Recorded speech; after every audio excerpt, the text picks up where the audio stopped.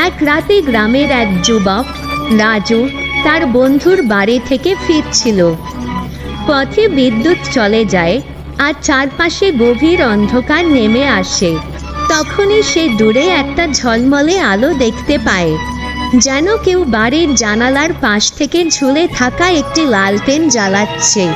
আশেপাশে কোনো বাড়ি ছিল না, তবুও সেই আলোটা মায়ার মতো তাকে আকর্ষণ করতে থাকে। কৌতূহল সামলাতে না পেরে রাজু সামনে এগিয়ে যায়। কাছে গিয়ে দেখে একটা পুরনো পরিত্যক্ত বাড়ির জানালার পাশে আসলেই একটা লালটেন জ্বলছে। আর তার উজ্জ্বলতা দেখে মনে হচ্ছে এটা 200 ওয়াটের আলো। কিন্তু আশ্চর্যের বিষয়, লালটেনের আশেপাশে কোনো মানুষ নেই। হঠাৎ সে শুনতে পায় ভেসে আসা কান্নার শব্দ। ভয় পেলেও রাজু সাহস করে জানালার ভেতর তাকায়।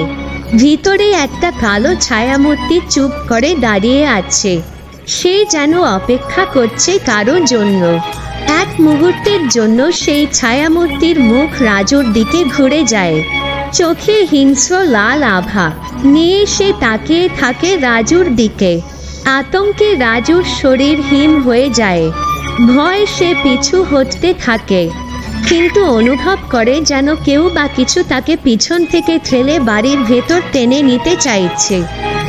তার গলার শব্দও বেরোচ্ছিল না, আর শরীরের সব শক্তি চলে যাচ্ছিল।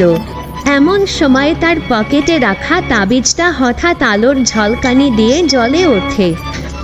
সঙ্গে সঙ্গে সবকিছু থেমে যায়, লালটেনের আলো নিভে যায়, আর ছায়ামূর্তিটা অদৃশ্য হয়ে যায়।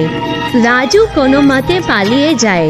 পরে সে জানতে পারে সেই পরিত্যক্ত বাড়ির আগের মালিক রাতের বেলায় এক অন্ধকার রাতে বিদ্যুতের 200 ওয়াটের আলো জ্বালিয়ে কোনো এক অদ্ভুত মৃত্যুর সম্মুখীন হয়েছিল। তারপর থেকে কেউ রাতের বেলায় সেই বাড়ির সামনে গেলে তার সামনে নাকি সেই আলোর আলো জ্বলে উঠে, যেন প্রেতাত্মা এখনো তার অপেক্ষায় আছে।